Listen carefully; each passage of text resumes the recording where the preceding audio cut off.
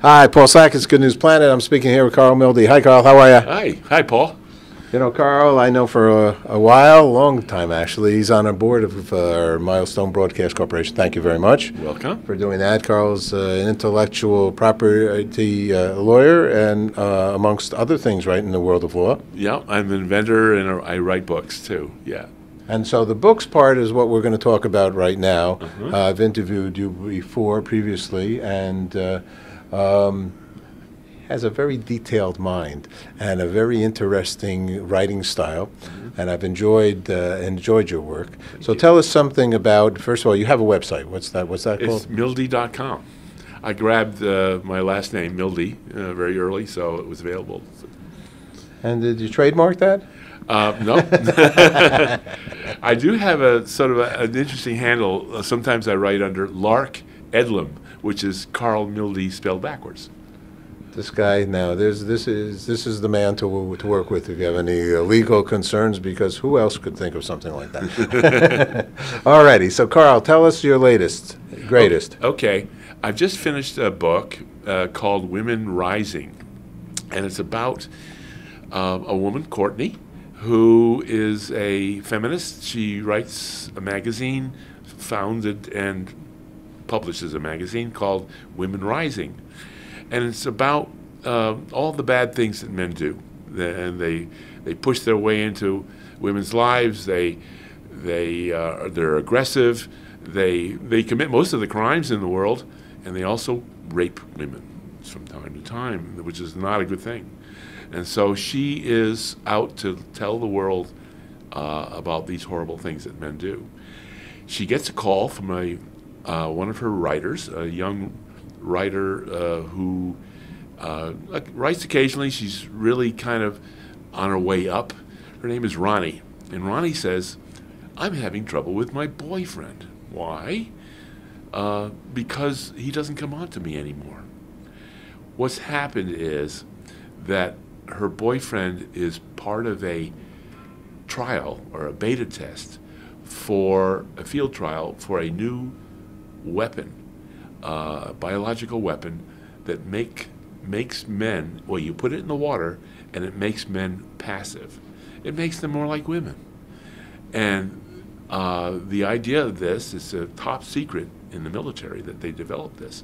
The idea is to put it in the water in the battlefield so that the enemy drinks their water and then they lose interest in fighting. So our guys can win the battle. So Courtney finds out about this. She's ready to publish everything. Of course, the military doesn't want her to, and that's the story.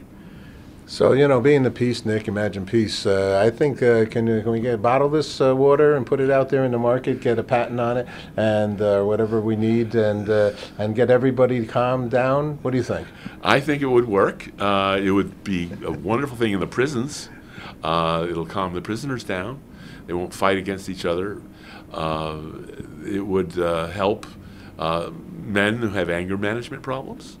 But the stuff doesn't exist. It's just a fictitious thing. So listen, everybody out there, this has been thought of now. Someone once told me if someone could think of something, then somebody could create it. Okay? So let's try to think, everybody out there. You can do this thinking when you're reading Karl's book. Women Rising, it's called. All righty. Anything else on the agenda? Well, I'm writing a sequel. What happens when Men Rising? Yeah, actually, women rule. Oh boy! The women thing is. Didn't they do okay with the first one? But okay. Yeah. Now they're ruling. All right. So it's okay the by me. idea of the second book is that the Russians try to steal this biological weapon, and on their way to Russia in a submarine with all with capturing the inventor of it and his laboratory. The submarine is captured by the Israelis, who want to use it against the Palestinians, who are constantly lobbing missiles over at them. And on it goes. So there's always room for more stories. Yeah, all righty. Where can people get your books? I mean, Amazon.com is the easiest way. There you can go to pretty much any bookstore, but Hulu.com.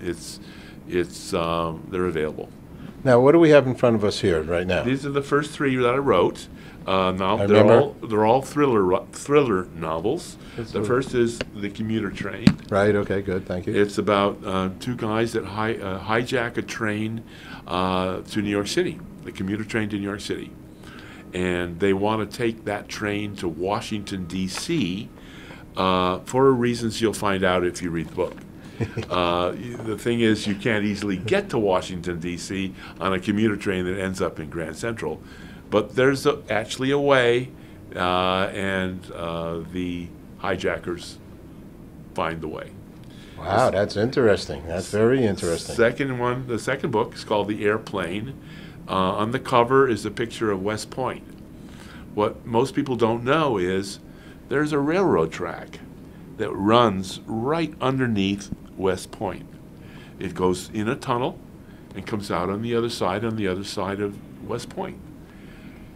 A couple of Russians have an atomic bomb. They put it on a car, put the car on the track, and run the track underneath West Point. So that's that story. Okay. How do you stop the Russians? The third is called... You need to give them the drink. Yeah, right. You gotta stop everybody. You're right. Let's come up with that drink. Or talk to Donald Trump. He might be able to do something about it. The third book is called The Road Ranger. It's an updated Lone Ranger. The Lone Ranger rides a horse called Silver. He has a sidekick called Tonto, who rides a horse called, what is this horse called? Tonto's horse? Tonto's horse, yes. I forget it. I forget what it is, but since I wrote this book 2 years ago, it's updated. This Road Ranger rides a silver motorcycle, an Indian motorcycle, and his sidekick is called Toronto. He comes from Toronto, and he rides an Indian motorcycle too, which is a multicolored. It's a paint. It's the Tonto's horse is a paint, and I forget the horse's name, but who knows the horse's name? Yeah, there you go. Anyway, that story is about a guy who has a company that's making billions of dollars. A very wealthy guy, kind of like Batman. He is incognito. He doesn't wear a mask, but nobody knows who he is. So he has his company, and he goes around the country helping people. It's basically the Lone Ranger updated. Yeah, all right. So this Karl's working it. Very succinctly stated his concepts for these books. Very well done. What's good news for you, Karl? Good news. Well, I have a lovely wife and a son, who I are the center of my life, and my wife keeps the home fires burning. My son teaches 7th grade in Brookfield, Connecticut. Wow. So he lives at home. He's got a girlfriend. He may not stay at home much longer, but we'll see. All right. Last question, which I've asked thousands of people, and we're so involved with this International Day of Peace, Yes. September 21st. And so I'd like to ask you, what does peace mean to you? Oh, boy. I once thought that we could have peace, but I'm getting a little discouraged because there's always disputes among people. And what we need, I guess, is people that will resolve disputes. And I'm a member of the Rotary organization. That's Rotary International, and each Rotarian belongs to a club. Well, Rotary International does certain things like eradicating polio, which they're very close to completing now. One of the things they do is educate scholars to be peace scholars, to go through an intensive training of 1 or 2 years, and then at a university get a degree in peace and dispute resolution. And then the idea is that they go out amongst the people in the world, and they actually practice what they have learned. So far there's about 50 of those scholars. There's more every year. Hopefully that can have an effect on world peace. Hi, Carl. Actually, I'll add something here because the Rotary International, which I know for many, many, many years, I knew Sylvan Barnett, who was the Yes. president of the organization, was a great man and is still in different ways. Yes. And so at our Peace Day event in Times Square, the Rotary International was part of it. I see. So it's all good news, and we're asking you to be part of the International Day of Peace, September 21st. So karlmilde.com? Yes. No, just milde.com. Just milde.com? Yes. Wow, keep it short. Thank you. Thank you so much. Thank you, appreciate it. Thank you, You're a Paul. good man. Yeah, And thank you for being on our board. I appreciate it.